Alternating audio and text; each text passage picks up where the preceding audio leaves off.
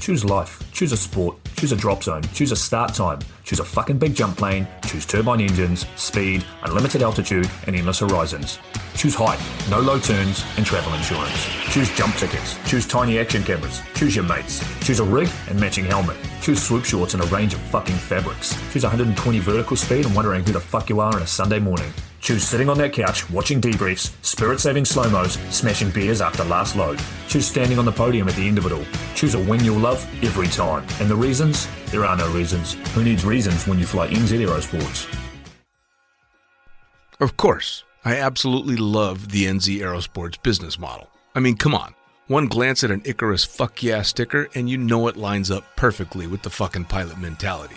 But outside their wonderful use of colorful language and a great company vibe, there's a long list of reasons to say NZ Aerosports, fuck yeah.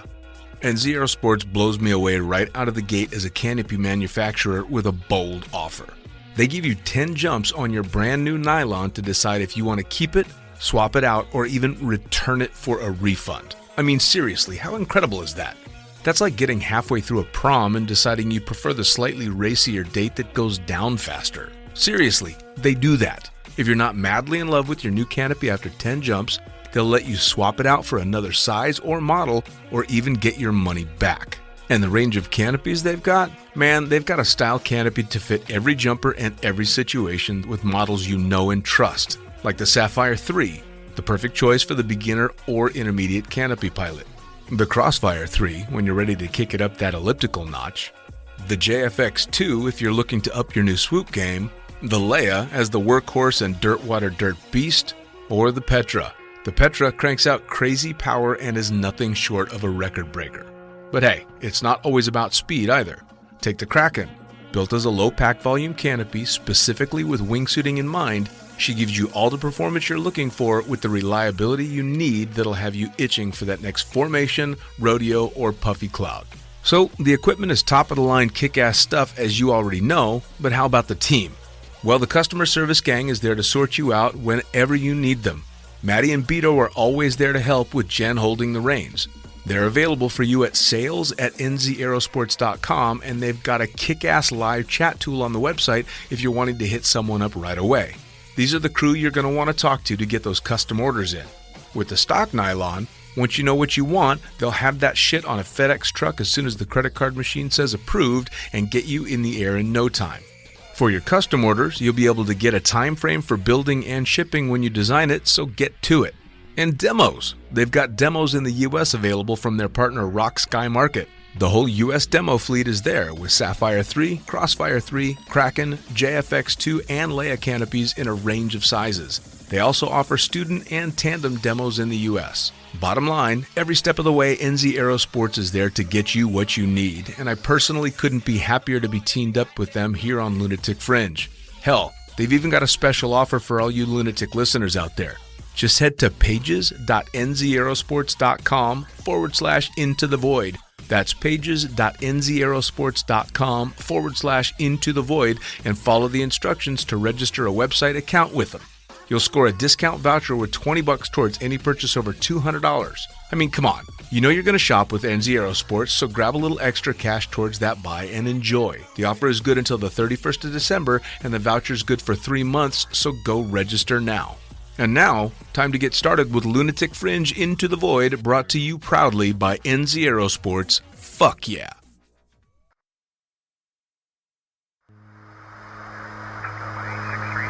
Coming straight from the cockpit, it's another episode of Lunatic Fringe with the fucking pilot.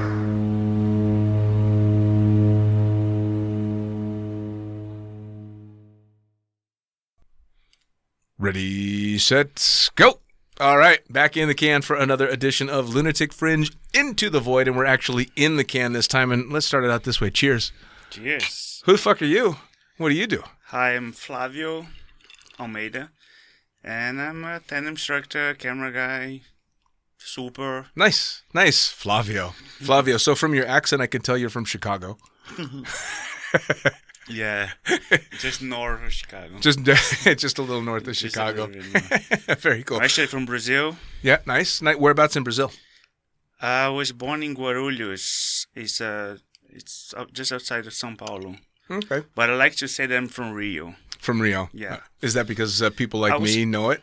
No, just because I was raised in Rio. Oh, and nice. my accent, everybody thinks that I'm from Rio. Oh, nice. Well, so me being a typical American, I wouldn't know the difference between one Brazilian accent and the next. I think just Brazilians can tell. Yeah, for sure. So you started skydiving in Brazil then? Yes. Nice. When I was 16, but this was in the north of Brazil. I was living there in Belém. Okay. I have no idea where any of that stuff is. It's close to the rainforest, Amazon forest there. Oh, nice. Yeah, nice. there. God, that must have been a stunning place to jump. It was alright. It was pretty cool. Yeah. What made you decide you wanted to jump out of airplanes? And I met this guy, and he was an instructor. Okay. And he said, "Oh, you should try. It's really cool." And I was like, "Okay, why not?" Is it? I mean, because I've talked to a couple of people that started jumping in Brazil, but it was a very small sport for a long time, yeah? Yes. Yeah, it's getting bigger and bigger now, but Sure. for a long time it was pretty small. We only had a couple of turbine planes in the whole country. Who was I talking to? I think it was Maha that I was talking to that told me that as well, that it was just a couple of piston drop zones and then the world changed when somebody got a turbine. Yeah. No, but even when I started this place in the north of Brazil, it was just was a little Cessna 182, you know? And then in 1997, we started getting caravans on the weekends sometimes, but we didn't have enough people to run a caravan. Sure. But at that time, I think it was only 2 other turbines in Brazil. It was one Sky van in Campinas and one caravan somewhere else. Oh no, and they got a twin, not a twin, what is the name? There's another was it a tailgate or a side door? No, two turbines. King Air. Oh, King Air in Brazil too. But that was it. And then. Well, and so actually, you told me pre-podcast today's a pretty fucking special day for you. Yeah, today complete 24 years skydiving. 24-year birthday, dude. That's intense. That's so cool. Hey, cheers. Cheers. That you're in the studio sitting in the can on your anniversary. 24 fucking years, man. That's epic. Because I hit in 18 days. I hit 25. Awesome. It's insane, right? Insane. We were talking about that. This is more than half of your life because you started jumping when you were how old? 16. Fucking hell, man. Yeah. I had just turned 16. What drove you? I mean, you said that somebody decided they said you should jump out of an airplane, but at 16 years old, I don't think I would have had the stones to do it. I didn't even think about it. It was like the guy invited me. He said, "Oh, you should try. It's really cool." It's like, okay, let's see how it's going. But I wasn't afraid at all. On the second jump, I was a little bit more scared. Right. I was like, fuck, this thing already. Right. Already opened for me today. Yep. And then it was a little bit cloudy, you know, like I got some raindrops as I Really? was climbing out of the plane. And I was like a little bit more scared. But then. So you did static line. Static line, yeah. Wow. Okay, see, because I mean, my first one was a tandem, and it took me. We had bad weather in Vegas, of all places to have bad weather. It took me a month of going every week because I only had one day a week that I could go try and jump, and every fucking day it was bad weather. So when I finally did get to jump, it was more relief than anything. But it was a tandem. I don't know if I could have gotten myself to do a static line. The same thing happened to me. Well, I did the ground course, and then I didn't jump for a couple of days. When I actually did the ground course, I was still 15. But then, and then it was bad weather. That place close to the rainforest, it rains a lot. And then I couldn't jump, and then I had already told everybody at school that I was going to jump. You didn't have a choice. Yeah, I didn't have a choice. But it was fun. I did it for one of my best friends. Yeah. We jumped together, you know, it was really cool. And his dad actually did the course too. Oh, wow. So you did your first 2 jumps you did the same day? The same day, yeah. Oh, wow. Yeah, my second one scared me a lot more too because I think something in the back of my mind was like, no, you fucking survived it. You did it. You get to say you did it. Why are you doing this again? This is stupid. And then, of course, as soon as you're off the plane, you remember, right? I mean, at least for me, that was what it was. It was so. I mean, did you land from those first couple of jumps and go, "All right, fuck, I'm going to be a skydiver"? No, no, like not professional skydiver. Sure. I mean, like I love that, and it's like I really want to do more and more of this, but I didn't think I'm gonna be a skydiver. Actually, back then I didn't even think how it's gonna be possible to make to leave off skydiving. Sure. You know, like it was so far Sure. out of my realm. Well, I'm sure you've heard the same question over your life too. People that don't know the sport are like, "Wait, how do you make money as a skydiver? You can make money doing that?" Yeah, not a lot though. No. I can always say this in Brazil. At least we say there's only one way to get rich skydiving is if you start off as a millionaire, Yeah, and then yeah. you get down to rich. They say the same thing. How do you make a couple of $1 million skydiving? You start out with 10. Yeah, Yeah, sounds about right.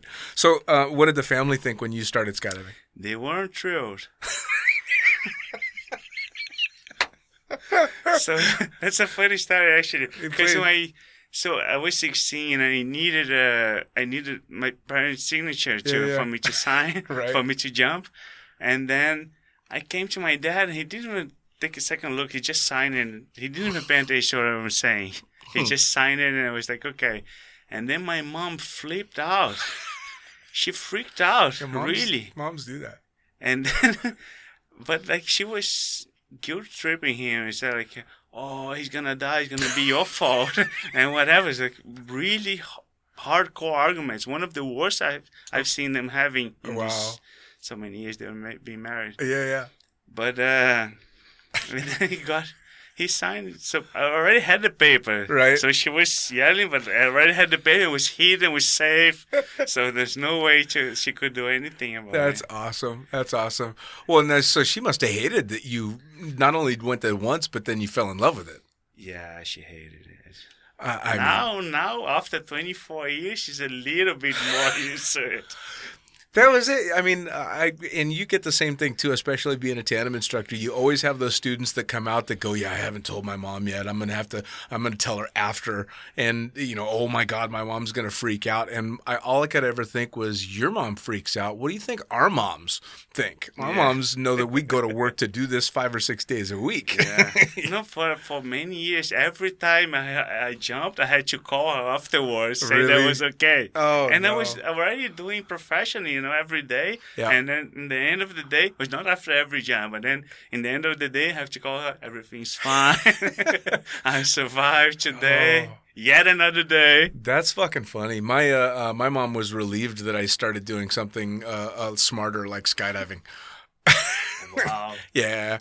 I mean, it's when you go from becoming a professional stripper to jumping out of airplanes, she was much more proud to tell all her friends that, what does he do? He jumps out of airplanes. That was much better than when he takes his pants off in public. Yeah, yeah. The whole proud mom thing is a little bit more difficult when you do what I've done. A little bit. Well, so you do those first couple of jumps, you're kind of hooked, but you're 16 years old. How the fuck does a 16-year-old afford to be a skydiver? So that's the thing. So they said, okay, you can jump. My parents, Right. They said you can jump, but we're not gonna pay for it. Sure. So you find a way to pay Sure. if you want. And then I started working as a salesman on a clothes store. Oh, wow. Okay, so like retail. Yeah, I have retail, a difficult time picturing you doing retail. It was hard for me. I was not cut out for it. No. No, but I was working like 6 days a week, and after school, because I was still studying. I was in high school, and then after school, I would go there and work many hours, so I could afford 1-2 jumps per month, which Wow. pretty hard in the beginning. I mean, so you started at an age where, like, a lot of the people that I talked to, they either walked away from careers or they had an idea or they had a career at the time to be able to afford to jump. But you started jumping just about the age when you're deciding what you're going to be when you grow up. So did you know pretty early on in skydiving that, something, I'm going to keep doing this and maybe I'm going to push for it? Or when did you decide I'm going to make skydiving my life? Man, it took a long time. Because also I didn't know, I had no idea how to do it, and I didn't think it was possible to leave off skydive and have a reasonably decent life. Sure. I didn't think it was possible. Definitely not when I started skydiving, and I was studying, and and then I went to the army. You went to the army? Yeah. Oh, fucking hell. So I went to the army. I was already skydiving. Mm. And then, it was, in the States, it would be like West Point, Okay. As academy to become an officer. Okay, cool. So that's what I did for 3 years, and it was 5 years. The people that started with me, now their majors are most lieutenant colonel. Wow. Wow. Do you think you made the right choice? I think so, actually, because I wasn't really happy, Yeah. I mean, the military is a different beast, right? Yeah. That's a whole different kind of world. We kind of have some of the feel and maybe some of the intensity of a life of a military man, because some of the stuff that we do is pretty fucking intense stuff. Yeah. It's that kind of battlefield mentality, I guess. But I don't think I could handle the whole life. What killed for me was the routine. It was wake up every time same day and do the same thing. So I wasn't really happy, and then I left the army, and I didn't know what to do. And had no idea I could become a professional skydiver. I was still jumping for fun, but not as much because I couldn't really afford it. And then I went to university, and I started doing mathematics and economic and business. Okay. I was doing 2 universities at the same time. I learned so many things about fucking skydivers.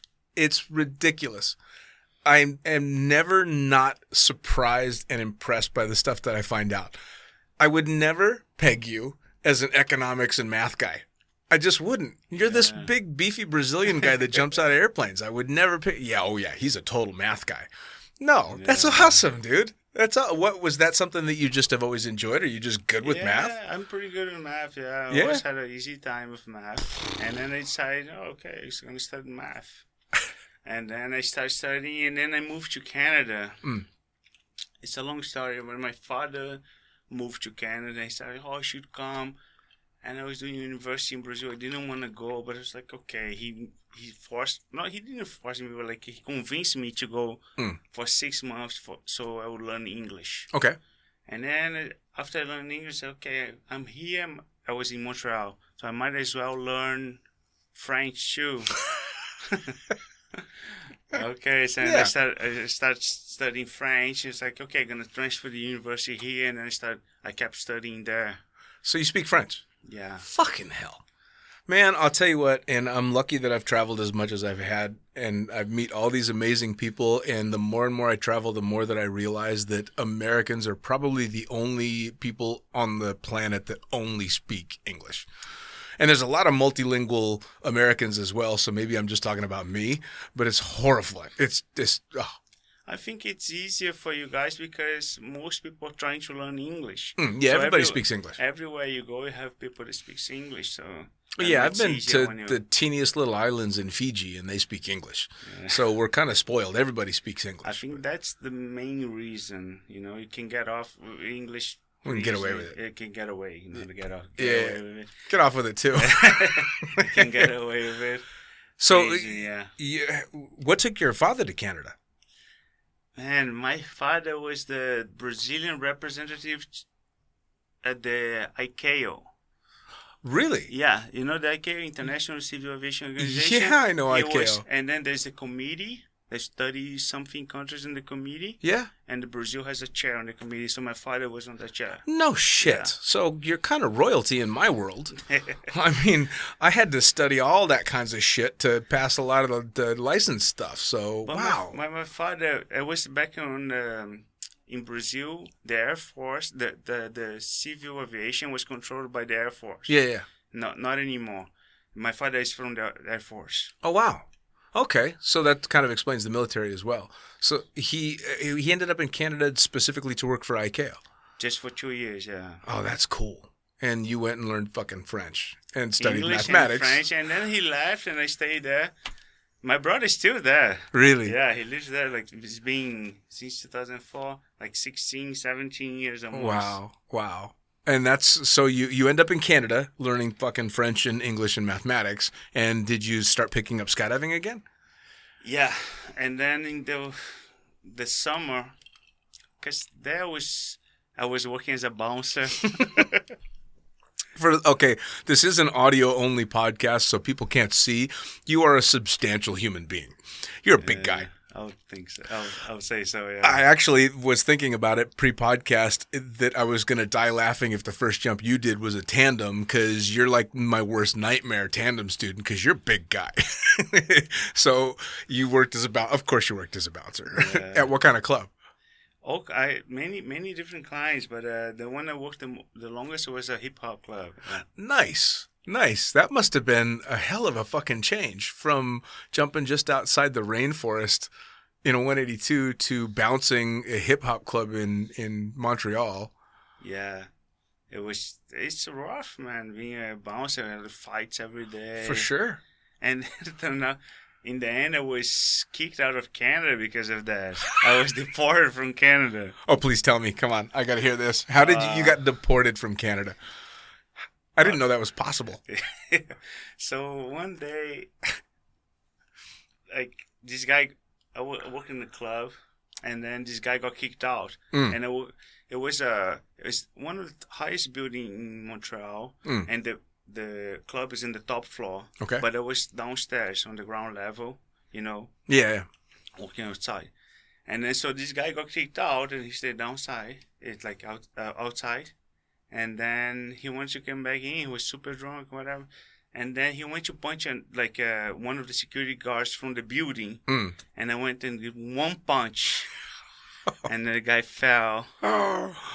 And I was prosecuted, whatever. Holy shit. 3 years later, I got deported from Canada. I tell you what, over the years, I've spent a fair amount of time in different clubs and stuff, and I never envied the bouncers because they have no choice but to stop fights and keep all that stuff going. And I always thought you guys are in harm's way all the time. All the time. People don't realize, but like I got friends being stabbed in the job. Fucking hell. I got a guy broke a 40-ounce bottle on my head, vodka bottle on my head. It was really hardcore, man. Yeah. A lot of fights every day, street fights. With a lot of drunk people. Alcohol. Cheers to that. Cheers. Here you go. And then, wow. so the guy broke his jaw. He didn't break his jaw. I broke his jaw. You broke his jaw. Yeah. Maybe it was in the fall. I don't know. Well, you got the fist the size of a sledgehammer, man. Come on. That's a big mitt you got there. But anyways, I still don't think it was super fair. It was one punch. The guy fell. I didn't do anything else. It's not like I mount him and... Well, and you were keeping somebody else from getting assaulted. Yeah, the judge didn't see it that way. I tried to... Fair enough. So you're not in Canada anymore. But wait. So you left Canada speaking French and English. Yeah. So it was still a success. Yeah. You just can't go back to Canada. Oh, I'm trying to go back there because my brother lives there, and I got a niece now. Oh. And I tried to get it, but with all this COVID thing, I was supposed to go there last June for her birth. Yeah. But with all these restrictions, whatever, so I'm applying for a pardon. I already got a pardon, so the Canadian government pardoned me. So I don't have a criminal record anymore. Oh man! And now that's good. I can't. But I still have to apply for a visa. Sure. Well, you've been exonerated, so you're not on their no list anymore. Let's see. Fucking hell! All right, so where'd you go from Canada? And then, but in Canada, that's when I became a tandem instructor. Oh, so you got your tandem rating in Canada? Yeah, in Canada. Jeez. All right. So how many jumps did you have when you went there, and what made you decide you wanted to start doing tandems? I think I had about 1,000 jumps. I was already a FF instructor, but I didn't do in Brazil. I was doing, but just on the weekends I was going to university, skipping a bunch of classes to skydive and everything. But I still didn't make enough money to live off it, so I was still going to university and stuff. Sure. And even in Canada. So I moved to Canada, and then I didn't jump a lot for the first year there, was 2 years. And then I said, no, I have to go back at it. Yeah. Well, now when you started doing your AFF rating in Brazil, you were pretty low time to get AFF because, I know it's like 500 jumps to get your AFF rating, but I think I had like 4,000 jumps before I did mine, and it was still the most difficult course I've ever gone through. It's a long story, but I started doing, before I took the course, the guy taught me kind of how to do it. Okay. And then I was doing, it was... Kicked my ass, man. Yeah, I always had like 300, 400 jumps. Not even 400 jumps when I started doing AFF. Jesus. But before I actually took the AFF course, I was already doing it for real. Sure. So when I took it, it was kind of easy. Now, what about the tandem course? Did you find that easy? I found it easy, but I was super scared. Yeah, me too. Like I was way more scared than I was when I was doing. Because I did a lot of camera before, and I saw like people having a hard time with the students, and it's like all the things that could go wrong. Right. Like, whoa. Right. I was super scared when I did the tandem, but then it suited me. Right. Right. Well, it was kind of easy always for me, It was the same for me when I got my tandem rating, and anybody that's listened to this podcast knows I did not want to be a tandem instructor. I was forced into it and hated it. And the first time I took a paying customer, it was a Japanese guy that spoke no English who had no idea that I was 10 times as scared as he was, just fucking terrified. It just wasn't what I wanted to do. And I'm sure you found the same thing too. Being a bigger guy, you get these little students. The big people didn't scare me at all. It's the itty bitty students that scared the shit out of me because I'd end up on my back all the time. No, people say that, but I never had a hard time with small people. Nice. Or big people, actually. Nice. I was always pretty, I don't know. It was easy for me. Well, the one thing I've noticed about you, because I've watched you doing AFF and video, and you dress for success, man. You're the only person I've seen that'll go out and wear a big fucking baggy suit when you need to. Oh, I have to. Yeah, we fall like bricks, right? Yeah. It's just, I got one speed, and it's fast. Even if it was much smaller, when I started doing AFF back in 2003 or 2004, I was already using a big suit. And I think it's much easier. It's easy to go faster than to slow down. Right? Yeah, for sure. And it doesn't even require being flexible in a big arch, man. It's easy to go fast. It's easy to go fast. Easy. So you did your tandem rating in Montreal and you started chucking drogues there? Yes. Nice. And then that's when and I had this whole thing court going on too. I was a little bit depressed. Yeah. And then because I was afraid what might happen, the prosecutor was actually for 18 months in prison. A year and a half. Really? Prison time, yeah, real prison. I was like, fuck, man, it seems a little bit excessive, right? It was one punch. Yeah, a little bit. Yeah. Wow. No, I mean, that would make it tough to concentrate on anything. And then I really like doing tandems, like in the beginning especially. Well, I still love doing tandems. I have a good time.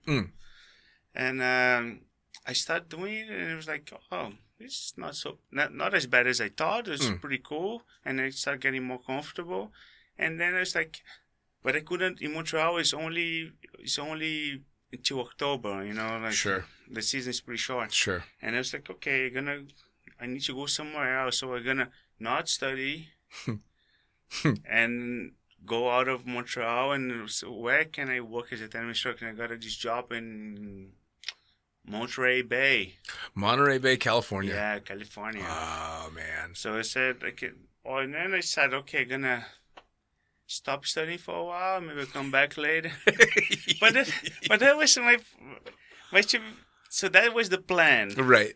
And then I went there, and I need to renew my visa too. But then when I tried to go back to Canada, I couldn't. They said, oh, you have something like you're being persecuted or whatever, so you cannot get a visa. I was like, okay, but I need to go there anyways to go to court. So it was this big deal, and I went back to Canada just to get deported. But they almost didn't let you go back to Canada so that when you went back to Canada, they could throw you out. Yeah, that's pretty much what happened. So I went there, I went a couple of court dates and whatever, and then finally got kicked out. But after California, I worked for a little bit in Houston, Texas, because I couldn't get the visa to go back to Canada, so I kept postponing. I stayed in the States a little longer than I was planning to. And then in the end, I went back to Canada, spent maybe 3 months there. This whole court thing took a while, and then I was deported back to Brazil. Wow. Well, now in the meantime, let me ask you, what did you think of being able to jump in Monterey and Texas and stuff? It was pretty cool, actually. Yeah. Monterey it's beautiful. Yeah, if you're going to go anywhere on that side of the United States, Monterey Bay is pretty fucking spectacular. It was beautiful. The drop zone there was, had the fastest twin otter ever jumped. Not twin otter, King Air, the C200, whatever. Yep. It go to 18,000 feet in 8 minutes and a half. It was crazy fast. Yeah, man. And then, but the landing area wasn't so great. And then I was there in the winter. There's not a lot of jumps. And then I got this gig in Texas, which was really cool for me. I learned a lot, so much there. They had the nationals there the year I was there. Okay, nice. So I had all the teams from a lot of places in the world coming to train. Sure. And they had the biggest pond over there. So that's when I started learning to swoop. Yeah, I was going to ask. So you found your way into working in the sport pretty early, kind of like I did. My first real experience with skydiving was shooting video, and then it was tandem, and next thing you know, I was just a working skydiver. But I found my way into some fun stuff, and you did as well, because you started really getting into the canopy stuff. Yeah, but it was a long process for me to start getting to canopy. Because when I had about 300 jumps, I got a little accident. It was just got scared. Sure. I hit the ground super hard, going toggle whips. Oh God! What were you flying? I think it was a Sabre 1170. Sure. And toggle whips was the thing to do back then.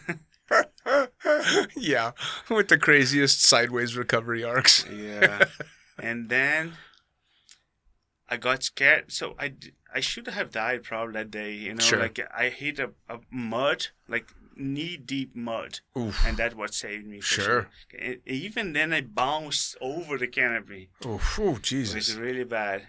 And then I got scared, so I stopped accelerating my turns, for a long time. Sure. And then, so almost 1,000 jumps later, I started having fun doing little 90s, It's like, I need to learn how to do it properly. Sure. And then I started asking, looking for information. And then there was a lot more available. Right. Well, especially if you were in Texas for the Nationals. Exactly. You got the best of the best in the whole country. I did a bunch of courses with Shannon Pilcher. Oh, man. OG. Yeah, OG. He's OG, yeah. Fucking hell. Yeah, man. Love the guy. Really nice guy. Amazing super. Yeah, absolutely. I was lucky enough that I was in Skydive Cross Keys 2004, 2005, and that's when they had the PST, the Pro Swoop Tour going on, and it was guys like Pilcher and Ian Bobo and Heath Richardson and the original gangsters. So this year that I was in Spaceland in Texas, he and Bobo were part of the Spaceland team. Nice. 4-way team. Nice. Not Swoop team. Nice. 4-way team along with 2 other guys, and I think they broke the record for the most amount of points. Really? Yeah, in one jump was Fucking 45. It's been broken many times afterwards, but it was 2009. Yeah. No, those records get broken for sure. Yeah. So you start swooping and that was the thing, right? For our generation too, for the guys that really started getting into the canopy stuff, there were no canopy courses. You couldn't sign up for the Flight 1 course, and you couldn't sign, you literally had to ask the best of the best and hope that, cheers. You had to ask them and hope that they would be willing to, take pity on you. Well, at that time, already in Spaceland, there was already a Flight 1 course. Oh, there was? Yeah. Awesome. And that's when I started learning properly, the right way. Okay. I didn't really get into the canopy stuff for a long, long time. I kind of had similar stuff. I scared myself a few times. No major incidents or anything, but I was super slow on my canopy progression. And I don't think I actually swooped a pond until I went to Cross Keys. And even then, I've said it before, nobody's ever going to come out to watch me swoop, which is just fine. But I didn't really ever push it too much. Like, I still fly the same size parachute I flew in 2004 now. But you kind of really started, did you think, I want to compete? I really want to get into this kind of stuff? Yeah, at some point I was really into competition stuff. I even went to Dubai to some point. You did? To compete. And third the IPC. It was the only international competition I did, but nice. I was a national champion in Brazil. Fucking look at that. In intermediate level, and then like on the pro level, I went like second on accuracy and whatever. Really? Yeah. So you took it quite seriously. Well, I was trying to as much as I could, Sure. But it was hard. When I went back to Brazil, it was really hard to train. Sure. And the economy there wasn't that great, so it was very expensive it still is super expensive to practice stuff. Well, especially with the wings that you have to fly to be, competitive. What were you flying? Back in the days, like a velocity. Yeah, for sure. You're still talking about a couple $1,000 parachute. Yeah. But even then, like the people had the special lines, the thinner lines, they only allow so many jumps. They couldn't do that. I was using the same canopy for AFF jumps. That's the thing, right? It's people think, okay, well, yeah, that parachute is expensive, and they don't realize, no, it's not just that parachute is expensive. It's that I can't jump that. It's not my daily canopy. It's not my daily jumper. You got to have that, and then you got to have the canopy that you can compete on. Yeah. Fucking hell. And then I started getting frustrated with, I qualified for the Mondial in 2012, and I couldn't go. I didn't have money, We picked the wrong sport, right, for cost, because it's so fucking expensive. Everybody listening, you picked the wrong sport. It's so expensive to skydive. It's so expensive. It really is. Well, enough with money. So you get into the canopy stuff and you start swooping it. But at some point, and I wanted to ask this because you and I have a mutual friend, and it's the reason that we actually met the first time. This chubby bald bastard by the name of Derek Massey that he's a shit skydiver. He's barely a tandem instructor. No, I'm serious. He's a pretty good tandem instructor. Yeah, he's fucking great. I love as you, good Derek. as he gets. It doesn't get much better than that. Well, when you have done like 30,000 tandems, the fucking guy is as perfection as you can get when it comes to tandems. Yeah. How the hell so you ended up jumping with him in Australia? In Australia, yeah. How'd you end up there? Man, it was a long time from Brazil I spent quite a few years in Brazil, and I worked for a little bit in Norway too. Really? Yeah. And then I was trying to find a place that would accept me for my criminal record. So it was hard. Yeah. I tried to go a couple of times to New Zealand. They would accept me. Really? But Australia welcomed me with open arms. Well, it's Australia. Yeah. Cheers to Australia. Cheers. Yeah, absolutely. It's it's funny because Derek and I jumped together quite a bit in Vegas back when I was still jumping there, and I have quite a few stories of the stupid things we used to get up to in Vegas as well. So can only imagine. Oh man, yeah. When he expatriated to Australia, I think he'd been there for 6 months when I had my 40th birthday, and I spent a month in Australia with him doing stupid shit over there too. And he's still working hard and skydiving. So it was kind of funny when he told me, hey, I've got a good friend that's coming your direction. Take good care of him. And it turned out to be you. Because I remember walking up to you at the start when we started working together and going, I think we know the same person.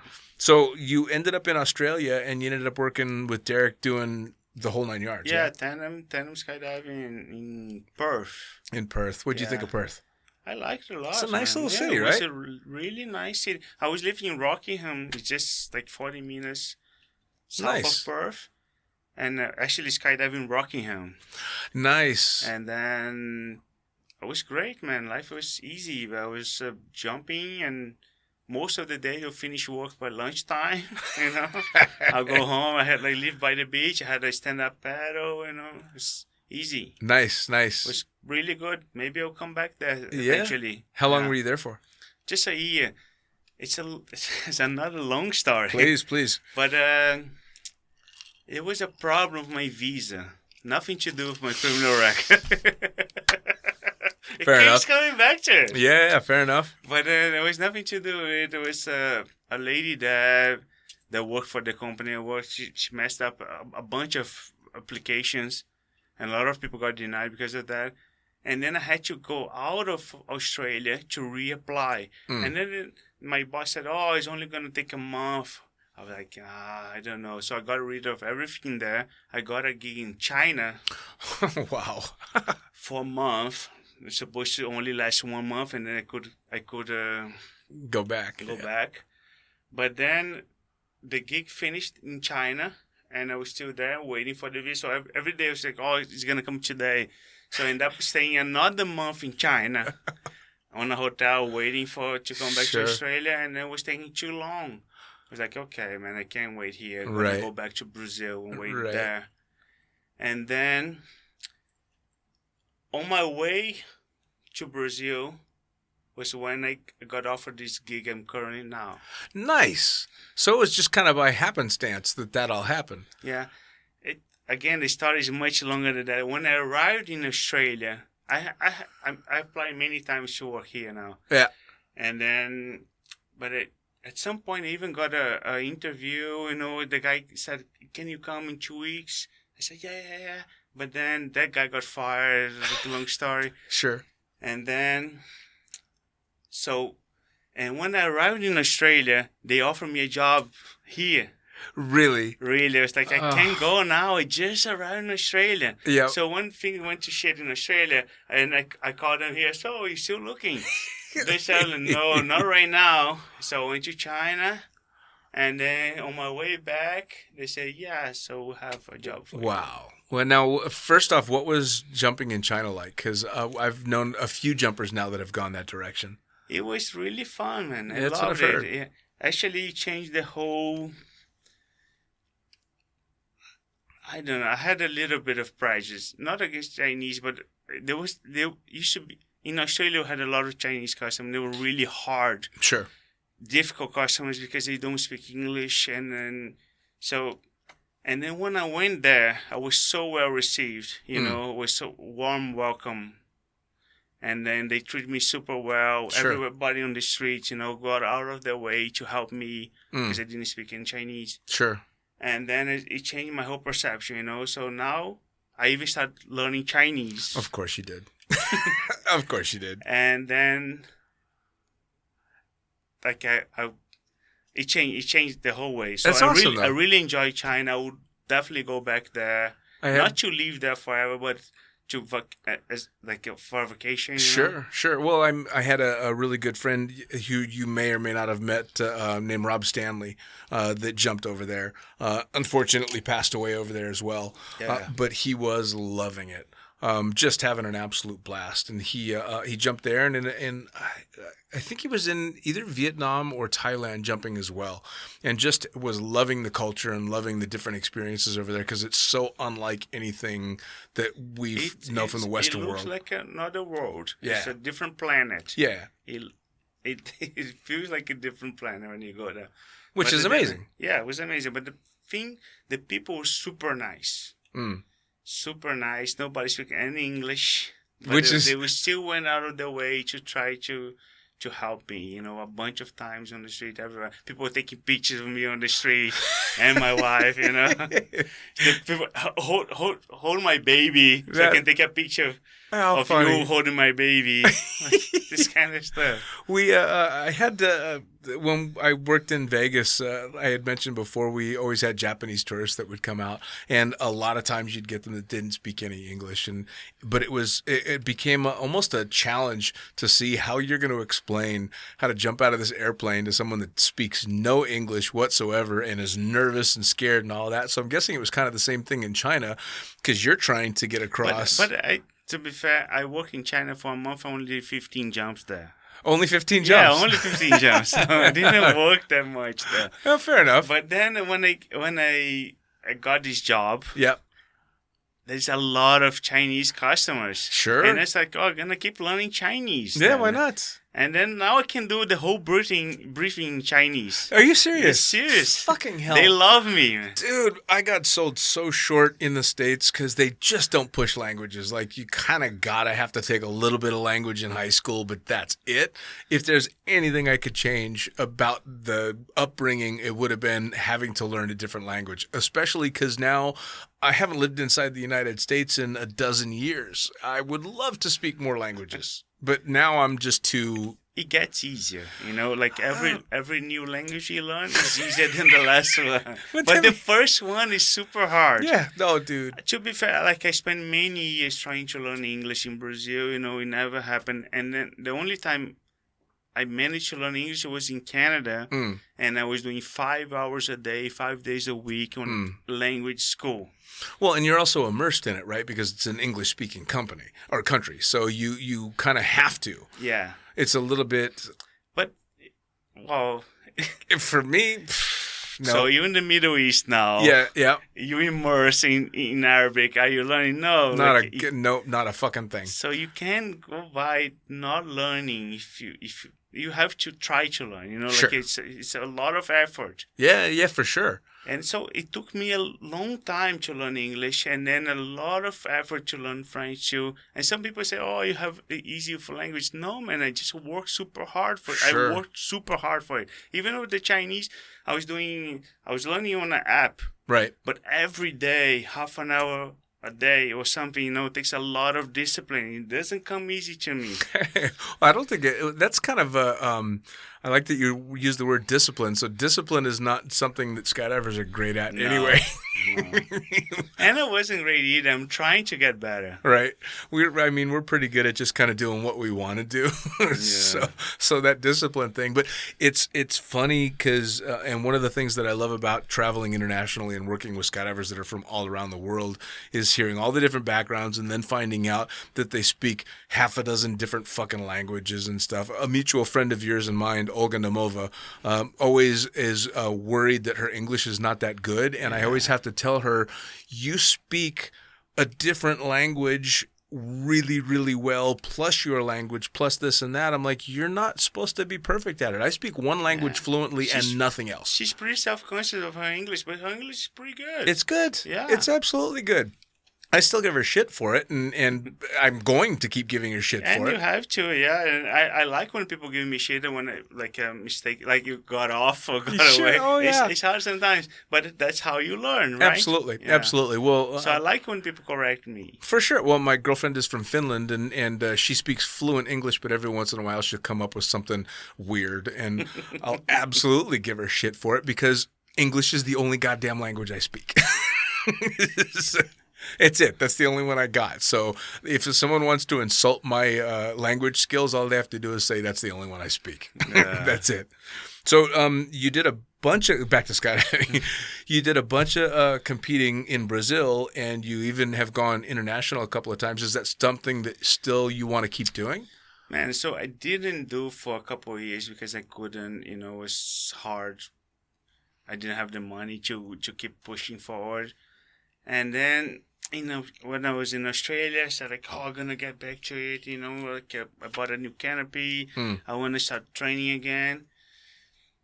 But I still haven't decided if I'm going to compete or not, Sure. Let's see if I have the energy to it takes a lot of practicing. And hardcore dedication. And I mean, dedication, yeah. It's that's the cutting edge of the sport. And I'm not getting younger. Right? It's swooping is something that really hurts you. It's not graceful landings. No. It's hard on your body. That's the thing is I'll watch swoopers now, and it used to be, when you were swooping a stiletto, you could run out any landing. But now the canopies, when the flare is done, are still moving so fucking fast that you have no choice but to slide. And every time I'm watching a badass swooper sliding across the ground, I'm like, that's gonna wear. Like, I broke my tailbone a bunch of years ago. The idea of sliding across the field on my ass every day. I think the canopy is super good, and you even smallest canopy you get, you can still stand up landing, like stand up your landing. Unless you're doing downwind, and then you really cannot. And that happens a lot with the swoopers. Sure. You know, like you're doing pretty hardcore downwinders. Oh, yeah. So there's no way you can stand up that landing. No. You're going to slide a lot. Yeah. Oh, absolutely. Speaking of people jumping on different canopies, Derek bought one of my old canopies. He's never jumped a cross brace before. So, Derek, if you're listening to this and you're still... He just bought it? He just bought it. He just bought What? It's a Velo 103. Awesome. So, and he's never flown anything like that before. And it took him, and I'm going to totally throw you under the bus, Derek. It took him like 2 hours just to get it in the bag. To pack it, because it's super crispy and slippery, and he didn't know how to S-fold something that small. So it took him like 2 hours just to get it in the bag. So if you're listening to this and you haven't jumped it yet, remember I told you don't fucking die on the parachute that I sold you, please. Please. Don't do it. Don't do it. So for now, it's Chuck and Drogs. You've been doing a bunch of AFF again too, yeah? No, I haven't started back. I have to convert my license because I don't have the USPA license, and nice. I'm waiting for the examiner. Now she has COVID. She's doing fine. Fucking We just COVID. postponed it again. So I'm not doing AFF. I'm doing some coaching. Okay. And camera. I went back to camera because I didn't do camera for a couple of years. I went back to camera too. It's nice. It's nice. Different change, you know. Yeah, to swap things up a little bit. Yeah. Now you, speaking of COVID, you rode out COVID in Brazil, yeah? Yeah. Yeah. It seemed like not very different from Yeah? anywhere else. Yeah. Just kind of chill. It was kind of chill, man. I went to boogies and stuff. Man, there was one place I went. It's a beautiful place, by the way. It's called Lençóis Maranhenses. And then we arrived there, me and my wife. It was this amazing road trip, by the way. And then we arrived there, and then we're wearing our masks. And then the organizer, I think you're scaring people off of the mask. So do you mind taking the mask off? Seriously? Seriously. I was like, I don't mind at all. Let's take the mask off. So it seemed like there was no COVID there, you know? Wow. I mean, all in all, I'd say myself, absolutely included, have had a relatively easy time with the whole COVID thing. So hopefully now that the world seems to kind of be getting back on to track. I know that Europe locked down, but then it's loosening up again, and so hopefully we'll see. I think I see halfway decent things coming for the 2021 season. I really hope so. Yeah. Fucking hell, man. I mean, skydiving it's tough to be, COVID, friendly when you're strapping human beings to you all day long, right? Apparently there's no COVID after 6,000 feet.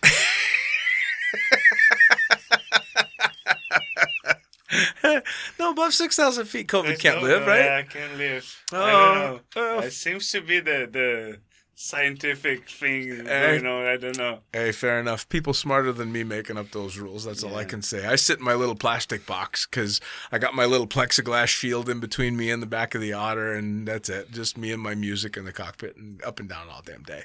Up and down, up and down. Up and down, up and down. So you managed to, somewhere in the middle of all this, find and marry a wife. So you're married. Yes. And your wife's bouncing around the world with you as well? Exactly. How long have you guys been married? We've been married for a little bit over 3 years. We've been together for a little bit more than 6 years. Okay. And she lived the drop zone life too. Like she doesn't have that many jumps, just 150, 160 jumps. But her mom used to jump, and her stepdad used to jump too. Oh, wow. They own a little drop zone in Brazil. Oh, nice. So how'd you meet her?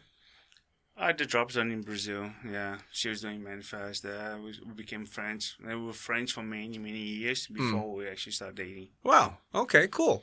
So you managed to just kind of accidentally fall into a full-blown life in skydiving after getting thrown out of Canada. I didn't know that was possible to get thrown the fuck out of Canada. Yeah, me neither. It turns out you can be thrown out of Canada. It turns out you can get thrown out of Canada after all. So there's the potential for competing down the road, maybe. Maybe, yeah. I don't know, man. Maybe there's going to be the IPC. It was postponed to December, I think. So I might compete on that. Nice. Let's see if I have the energy to train. That's the big thing, right? Yeah. And every competitor that I know of says the same thing. It's not the competition that's the problem. It's the training for the competition. Yeah, the training. I mean, that's the thing, right? Is so you can go kind of pull off a 4-way competition or something and maybe not do great, but you can at least go have fun. But with swooping, if you're rusty, you're risking your fucking ass. Like, it's dangerous. You can't do it. Like, yeah, that's how people die. Yeah. They can't do it. You have to be pretty current and practicing, training a lot. Yeah, man. Yeah. Well, shit. I mean, I hope that you find the time to do some training if you decide you want to go that route. And in the meantime, it's hard, like jumping so much, working a lot on the days off to get the energy to go fun jumping. And not only that, it's not fun jumping is one thing, but to actually go and train for swooping is really hard. Sometimes I go to the drop zone, I have to drag myself to the drop zone to fun jump. Sure. Well, that's tough to explain to people that aren't in the sport, right? Is because they think that, obviously we started skydiving and we do skydive because we love it. But when you're doing it hardcore 5 days a week, the idea of going back on day 6 can sometimes be a little tough. Yeah.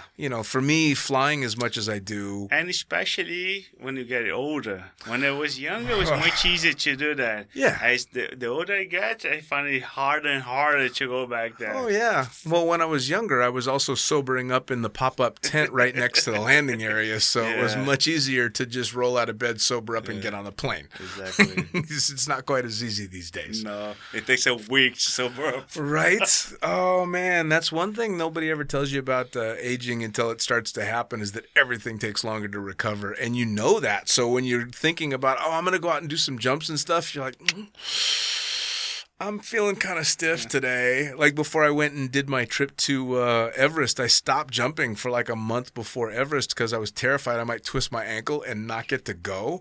And that's the last time I was able to jump because when I got back from that trip in Everest, like a month later, COVID hit. And that was it. So I still have not jumped. And I've been working so much now. Let's go back now. Yeah, we should go back. We'll have to do one jump at least. Hell yes. All right. We're going to have to do that. Cheers to that. Cheers to that. All right. We'll go make a jump. Flavio, thank you so much for taking the time to come. Yeah, man. We've been an hour and 20 minutes. It was painless. I told you. People, you stick a microphone in front of them, people get nervous. It's just a bunch of fucking skydivers, for Christ's sakes. We're just shooting the shit. That's it. That was good times. Good time, man. I love it. It was an honor. Yeah, man. It was a pleasure to have you in the can. I apologize that this is not the old studio in the toilet. Yeah, I have to say I was disappointed it was not sitting on the can. Yeah, to do the podcast. Yeah. Well, so I always had the honor of sitting on the toilet for that podcast. So when I was talking to Craig Gerard, sitting on a toilet doing it. It's one of those things. It was a really good one. Craig's just an amazing guy. Yeah, absolutely. Well, next time I promise I'll make you sit on a toilet. Okay. All right, one more time. Cheers. Thank you so much. Thanks for having me. Take care. Yeah. And there you have it. Another Lunatic Fringe Into the Void in the can. Brought to you, as always, by the greatest magazine in the known universe. That's right, Blue Skies Magazine. Head to blueskiesmag.com to check them out. Also brought to you by pussfoot.com, the Extreme Sports Collective. Go check it out. Type it in, pussfoot.com. Brought to you by Summit Parachute Systems.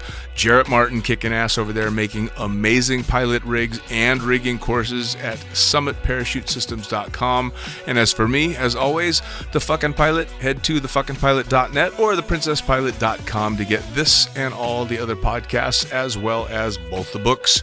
Thanks again. We'll see you.